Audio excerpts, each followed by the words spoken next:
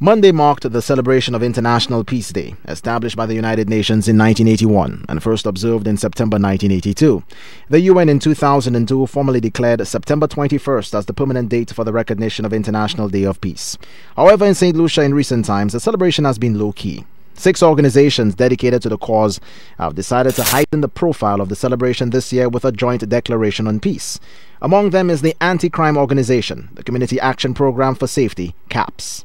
We felt too that, and especially CAPS, this is what we've been pushing for, peace. We want to see our people live in peace. We want to see unity and togetherness. And this is more or less evading us on a daily basis, because when we look at our statistics, we see that we've had 27 homicides for the year, and it's scary.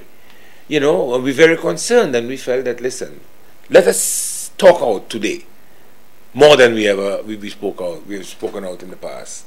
The remaining groups which signed the declaration are the Universal Peace Federation, RISE, Faith, the National Youth Council, and the National Commission for UNESCO.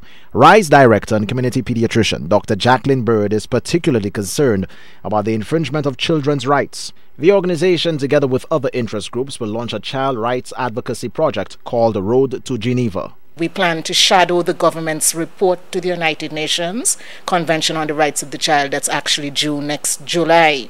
For the first time in the history of the CRC, which is 20 years old, young people will be telling the Geneva-based committee how St. Lucia is doing. Dr. Bird says advocacy groups cannot continue to champion the cause of the youth and vulnerable while the disaffected demographic stays on the sidelines. She says it is time for young people to pick up the mantle.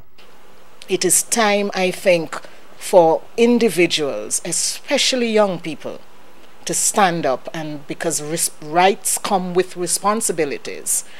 A young person can't grow up through his childhood or her childhood and forever have someone championing his or her cause.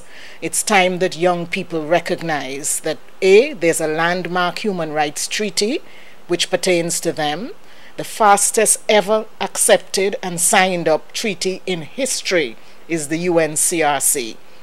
But I mean, it's not known to the majority of young people.